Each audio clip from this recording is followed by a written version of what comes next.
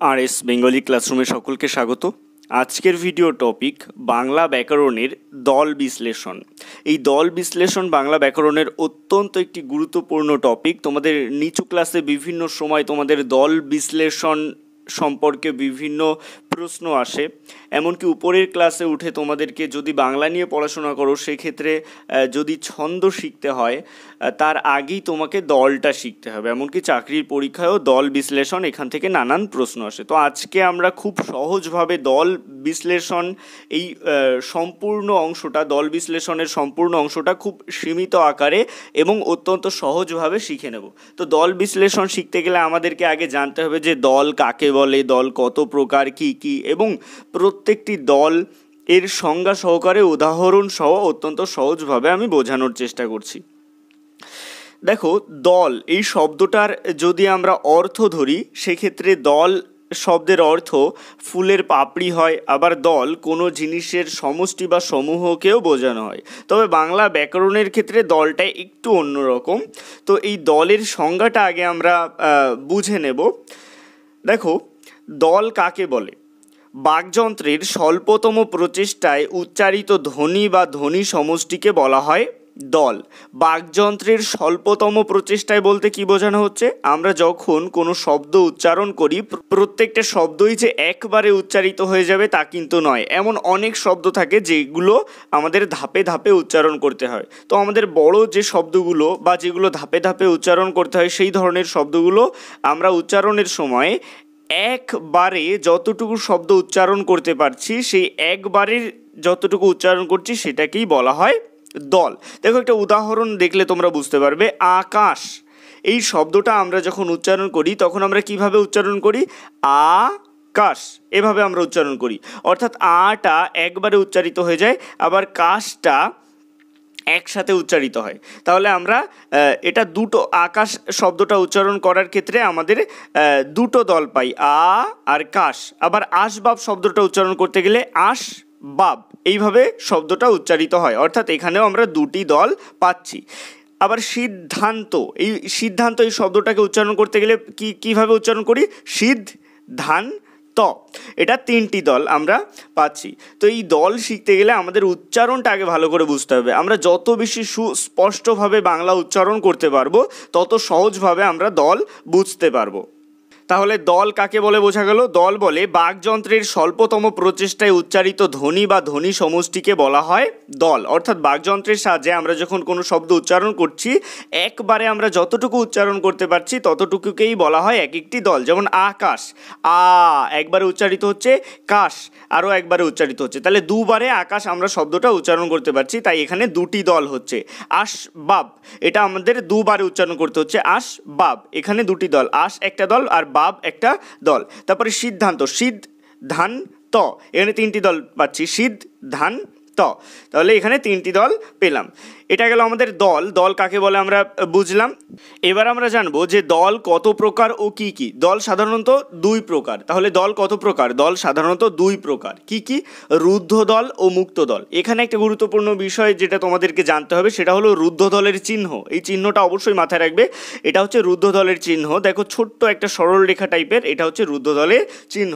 আর মুক্ত দলের চিহ্ন হচ্ছে এটা, অনেকটা বাটি আকৃতির দেখতে। এই যে এটা হচ্ছে মুক্ত দলের চিহ্ন। তো এই চিহ্ন দুটো অবশ্যই মাথায় রাখবে। এটা রুদ্ধ দলের চিহ্ন এবং এটা মুক্ত দলের চিহ্ন। এবার আমরা জানবো যে রুদ্ধ দল কাকে বলে এবং মুক্ত দল কাকে বলে, এবং উদাহরণ সহ বুঝবো যে রুদ্ধ দল কোনগুলো হবে এবং মুক্ত দল কোনগুলো হবে। তো রুদ্ধ দলের সংজ্ঞাটা কি? যে দল ব্যঞ্জনান্ত বা হলন্ত বা হসন্ত, যেটা তোমরা সহজ হবে সেটাই তোমরা সেভাবেই বুঝবে। যে দল ব্যঞ্জনান্ত বা হলন্ত, অর্থাৎ যে দলের শেষে ব্যঞ্জন ধ্বনি থাকবে বা হসন্ত থাকবে, অর্থাৎ যে দলের শেষে কোনো ব্যঞ্জন ধ্বনি থাকে বা হসন্ত থাকে বা হলন্ত থাকে তাকে বলা হয় রুদ্ধ দল। যেমন বাতাস, বাতাস, বাতাস শব্দটাকে আমরা যদি দলে ভাঙি তাহলে আমরা কিভাবে এটাকে উচ্চারণ করি?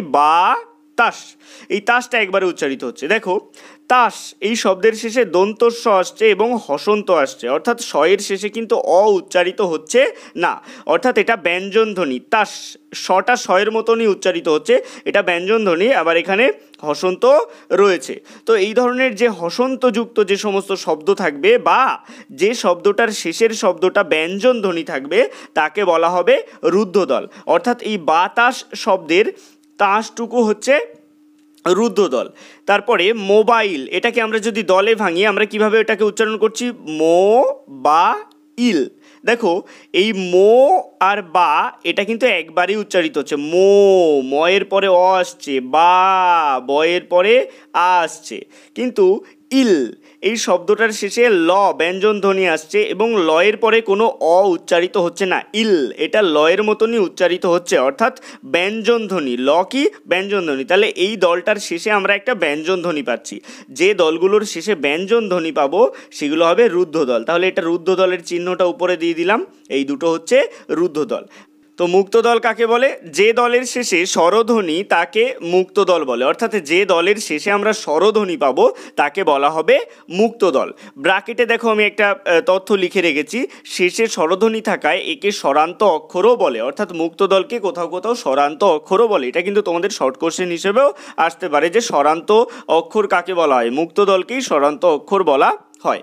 এবার মুক্ত দলের উদাহরণ শিখে নাও। ধরো বিরিয়ানি শব্দ আছে, তাহলে আমরা বিরিয়ানি শব্দটিকে কিভাবে উচ্চারণ করছি, বি রি আ নি, এভাবে আমরা উচ্চারণ করছি। দেখো বয়ের পরে রস্যই আসছে বি, রয়ের পরে রস্যই আসছে রি, আয়ের পরে অন্ত্যেষ্টিয়র পরে আ আসছে আ, এবং নয়ের পরে রস্যই আসছে বিরিয়ানি এই শব্দটা উচ্চারণের ক্ষেত্রে, অর্থাৎ প্রত্যেকটার ক্ষেত্রেই কি স্বরধ্বনি থাকছে শেষে। উচ্চারণের ক্ষেত্রে বি ই রস্যই স্বরধ্বনি থাকছে, রি রয়ের পরে রস্যই স্বরধ্বনি থাকছে, আ স্বরধ্বনি থাকছে, নি রস্যই স্বরধ্বনি থাকছে, অর্থাৎ যে দলের শেষে স্বরধ্বনি তাদের বলা হয় মুক্ত দল, অর্থাৎ এগুলো সমস্তই হচ্ছে মুক্ত দল। দেখো আ মি এই দুটোই মুক্ত দল। এই যে আ তো সরাসরি স্বরধ্বনি, এবং মি ময়ের পরে একটা রস্যিকার আসছে, এটাও মুক্ত দল। তাহলে মুক্ত দল বোঝা গেল। এবার আমরা দুটো বাক্যের মাধ্যমে টোটাল যে দল বিশ্লেষণ সেটা আমরা শিখলাম, সেটা আমরা করব। দেখো আকাশ, এটা আমরা কিভাবে উচ্চারণ করছি, এটা মুক্ত দল, মুক্ত হিসেবে উচ্চারিত হচ্ছে, আটা আয়ের পরে কি স্বরধ্বনি থাকছে। কাশ, তাহলে আকাশটা আমরা উচ্চারণ করার সময় আটা মুক্ত উচ্চারণ করি, আর কাশ এটা রুদ্ধ হিসেবে উচ্চারণ করি। দেখো একটা ব্যঞ্জন ধ্বনি, তাই এটা রুদ্ধ দল হলো। আরও সহজভাবে বুঝবে, যেটা সবসময় যুক্ত থাকবে, যে উচ্চারণটা আমাদের যুক্ত হয়ে উচ্চারণ হবে সেটাই হবে রুদ্ধদল। এটা সহজভাবে মনে রাখার কৌশল। তারপরে জু রে, এটা দুইবারে উচ্চারিত হচ্ছে, জুটা আলাদা রেটা আলাদা, তাহলে জু রস্যকার আসছে, রে একার আসছে, তাহলে এই দুটোই মুক্ত দল।